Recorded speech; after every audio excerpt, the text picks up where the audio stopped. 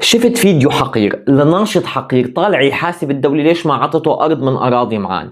شو هن أراضي معان؟ هن مناطق علويين بشرق حما. في كم واحد حقير طالعين يتحاصصوهم. يعني أنا بستغرب أنت كيف بتحلق شواربك وبتدعي الإسلام وبتقول إنك أنت مسلم وبتطلع بتاخد مال حدا للمسلمين. انت مخربط بالزمن، مخربط بالارض، مخربط بالوقائع. يعني انا بستغرب باليوم انت وين مفكر حالك عايش؟ على زمن الفتوحات الاسلاميه ولا شو؟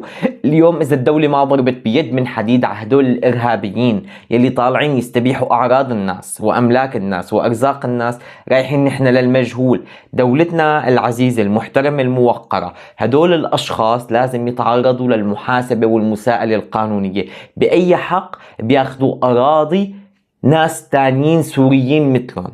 شو اللي بيعطيه الحق انه يستبيح اموال الناس؟ انا بسأل حالي. هذا الفيديو برسم الدولة، برسم الرئيس احمد الشرع، برسم القائمين، برسم محافظ حما، لانه في حالة لا تطاق من تهجير بعض المكونات والأقليات وبهدلتهم وشرشحتهم تحت أي مسمى، تحت مسمى أنه هن بيوم من الأيام كان منهم أو يدعي أنه منهم رئيس سوريا. لحظة شوي، عيدوا التاريخ بنعرف الأجوبة على كتير أشياء. سواء العلويين ولا الإسماعيليين ولا السنة ولا الدروز كلياتهم سوريين قبل كل شيء، واستباحة أعراضهم هي استباحة للسوري قبل مكونه. فلو سمحتوا خلونا نكون منطقيين وواقعيين وبرسم الدولة هذا الفيديو.